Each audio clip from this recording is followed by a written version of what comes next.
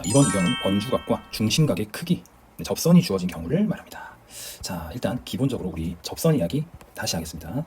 원 외부에서 접선을 그으면요. 자, 기억나죠? 이때 이 접선의 길이는 접점과 이 점까지의 거리. 어떻습니까? 두 접선의 길이는 같죠. 맞습니까? 자, 그리고 또 기억할 거 한 가지는 이런 접선이 그어지면요.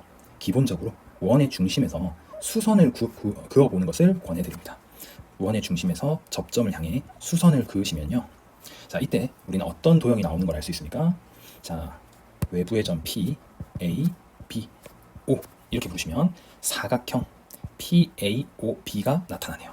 자, 그리고 여기에서 우리가 P와 O를 연결할 수도 있었죠. P와 O를 연결하시면 두 개의 합동인 직각삼각형이 등장한다는 거 이야기했습니다. 맞나요? 뭐 여기서 조금 더 들어가면 A와 B를 연결한 선은요. 결국 P와 O를 연결한 선과 서로 수직 관계에 만나게 되는 거고 수직 관계가 되는 것이고, 그리고 A, 여기 M이랄까요? AM과 BM은 여기서도 이등분선이 된다. 이런 이야기를 했습니다. 이 도형이 자연스러워지셔야 됩니다.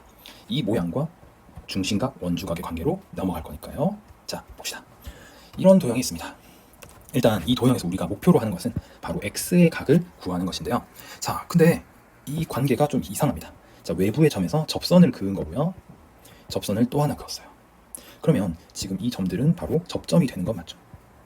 접점이 됩니다. 접점이 됩니다. 자, 근데 접점이 된다라고 해도 여기 등장한 이 사각형에 아주 특별한 관계가 잘 안 보여요. 자, 근데 여러분 여기에서 우리가 중요한 보조선을 좀 그을 겁니다. 자, 중요한 보조선 긋기에 앞서서 하나 좀 팁을 알려드리면요. 지금 우리 계속 원 이야기를 하고 있잖아요. 원에서는 중요한 정보들이 다음의 그림을 그리면서 등장하게 됩니다. 그 세 가지를 일단 기억을 해주시면요. 첫 번째는 중심을 표시를 하셔야 돼요. 원이 등장했다. 그럼 무조건 중심, 그리고 반지름을 꼭 표시를 하십시오. 자, 그리고 남은 하나가 뭐냐면 요게 좀 어색할 수 있는데, 자, 우리가 이런 거 배웠죠. 현이 있으면 중심에서 수선 긋는다라고 했죠. 네, 맞습니다. 현이나 접선이 보이면요. 무조건 중심에서부터의 수선을 꼭 그어주시기 바랍니다. 이건 습관처럼 하셔야 돼요. 알겠습니까? 자, 원이 등장했을 때 중심 표시하고 반지름 표시하고 수선을 그어줘라. 자, 예를 들면 이런 겁니다. 원이 있어요. 그럼 아무 표시가 없더라도 중심 표시하시고요. 그 다음에 반지름 그려줄 건데, 예를 들면 반지름은 너무 많죠. 다 반지름이죠. 그 중에 어떤 반지름? 좀 의미 있는, 예를 들어 이런 현이 있습니다. 그럼 어디를 반지름을 그어야 될까요? 일단 점이 보이면 연결하시면 됩니다. 만약에 접선이 있어요.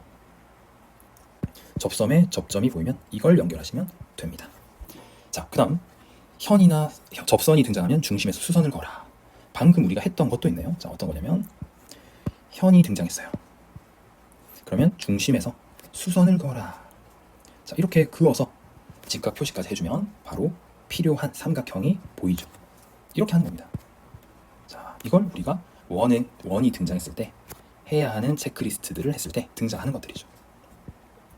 자, 그리고 마찬가지 방금 그었지만 중심이 있으면 접선에도 수선을 그어라 되는 거죠. 됐나요? 자, 이런 식으로 접근하시면 됩니다.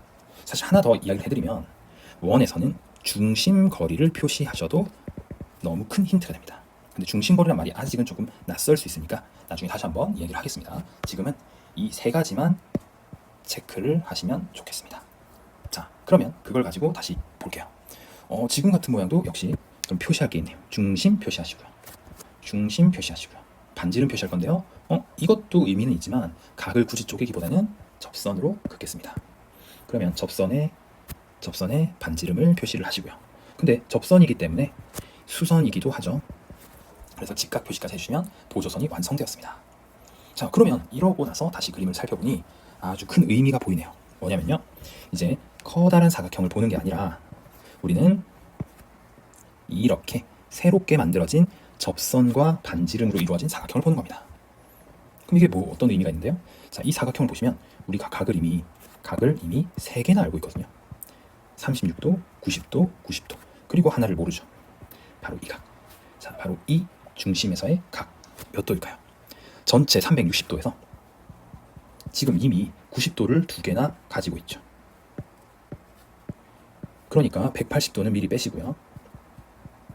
그리고 36도까지 빼버리면 결국은 각이 나오겠죠. 뭐 쉽게 보셔서는 아예 90도는 2개 빼버리면 180도에서 아예 36도를 빼시는 것도 괜찮습니다.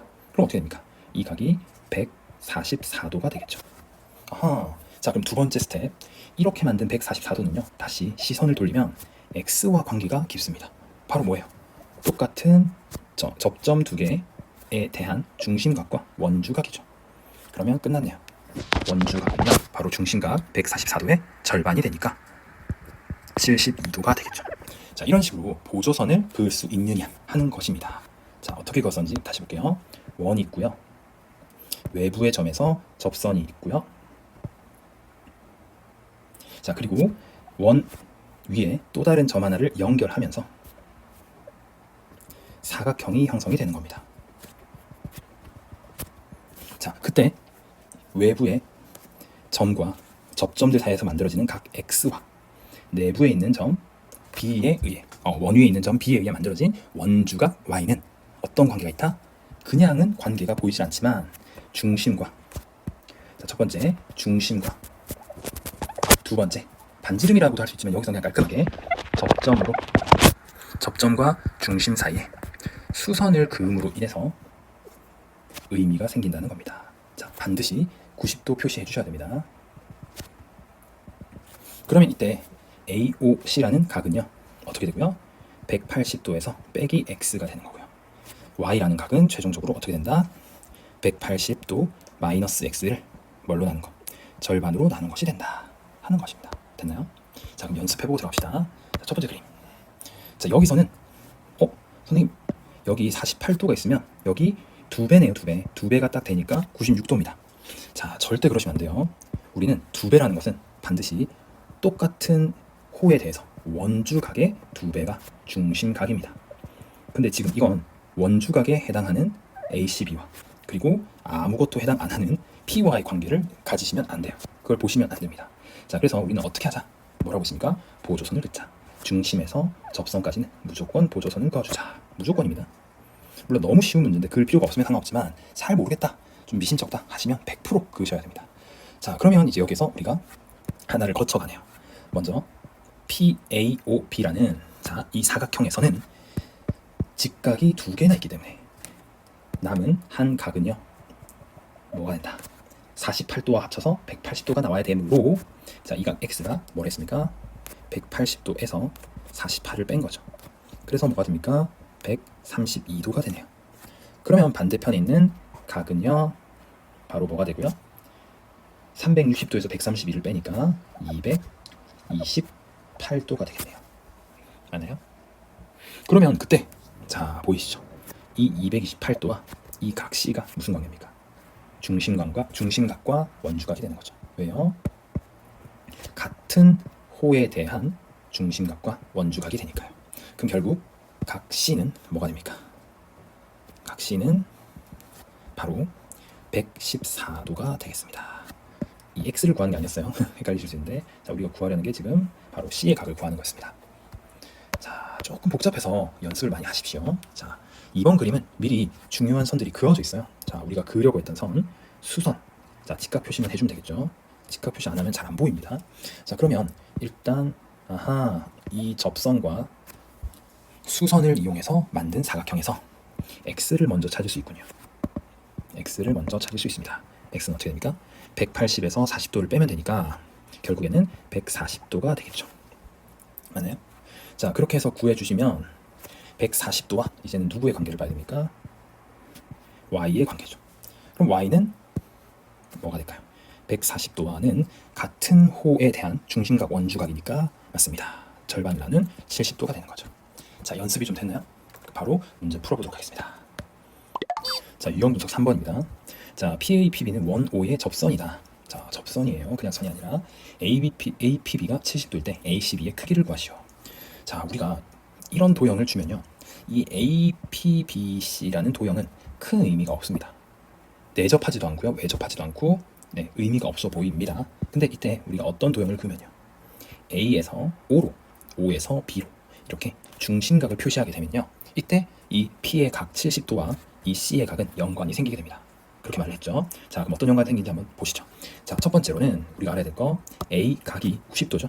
왜냐하면 접점을 연결한 거니까요. 자, 접선과 중심에서 접점을 연결한 선은 수직이 되지 않아요, 맞죠? 자, 그리고 이전 단원에서 이렇게 보조선을 연결해서 합동인 삼각형도 그려봤습니다. 자, 그럼 그때 사각형 입장에서 보면요, APBO 입장에서 보면요, 전체 내각의 합이 360도인데, 자, 뭐라고 했습니까? A와 B의 각을 합치니까 180도가 돼버리죠. 그럼 결국 AOB라는 이 각은 70도와 합쳐서 몇 도가 된다? 180도가 돼야겠죠. 그래서 이 각을 만약에 X라고 한다면요, X와 70도는 합쳐서 180도가 돼야 되므로 X는 110도가 된다 이 말이죠. X는 110도가 된다. 바로 AOB의 중심각과 ACB라는 원주각 사이의 관계가 생기는 거죠. 그럼 결국 이 C라는 각은 110도의 몇 배다? 2분의 1배, 즉 55도가 되겠습니다. 그래서 정답은 55, 3번이 되겠죠. 됐습니까? 그래서 포인트는 뭐였다? 보조선을 그어주는데 원주각이 나와 있다면 중심각을 표시를 해봐라. 중심각 표시 만들기. 자, 됐습니까?